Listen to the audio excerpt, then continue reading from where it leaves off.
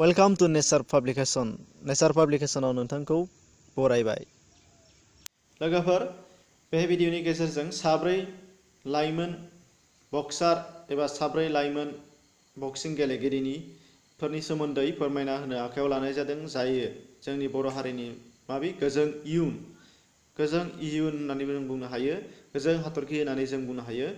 अब्ला लोगोफोर, नोंथांमोना मिथियाखैब्ला मिथिनो हागोन आरो खायफाया मिथिखाबायब्लाबो नायोब्ला जोबोर गोजोनथाव बाथ्रा।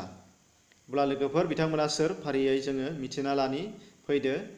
बिथांमोना जाहैबाय थांनाय 2019 मायथाइनिनो 24निफ्राय 27 मार्चआव जानाय गलाघाटआव जानाय फार्स्ट BFI ईस्ट जन साब junior बयज and girls boxing championship 2019 नि बादायलायनायाव फारियै साब्रै बिथांमोना देरहानो हादों, सनानि मेडेल मोननो हानाय जादों।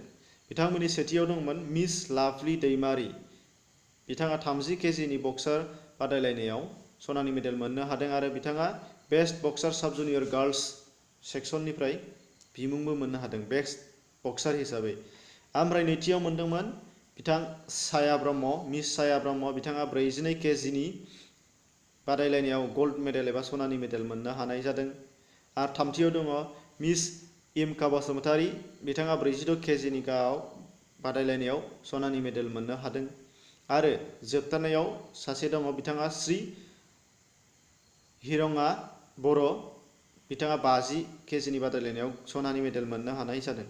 दा बिथांमोननि सोमोन्दै जोङो फेसबुक बायदिसिनाफ्राव जों मिथिखाबाय जानांगौ, अब्लाबो बेखौ भिडिअ आकारै बानायनानै फोसावनो आखायाव लानाय जादों। बिथांमोननिसिम रोजा रोजा साबायखर बावबाय नेचार पाब्लिकेशननि जानानै। आरोबाव बिथांमोनहा जाहाथे इयुनाव बेनिफ्राय साबसिन हामसिन बर' हारिनि गोग्गानाय लाबोनो हाबावो, हादोरनि गोग्गानाय लाबोनो हाबावो आरो गावसोरनि जिउआव जाफुंसार जानो हायो, बेखौ आसा खालामो। अब्ला लोगोफोर, बेखिनि एसेनोसै, गोजोन्थों।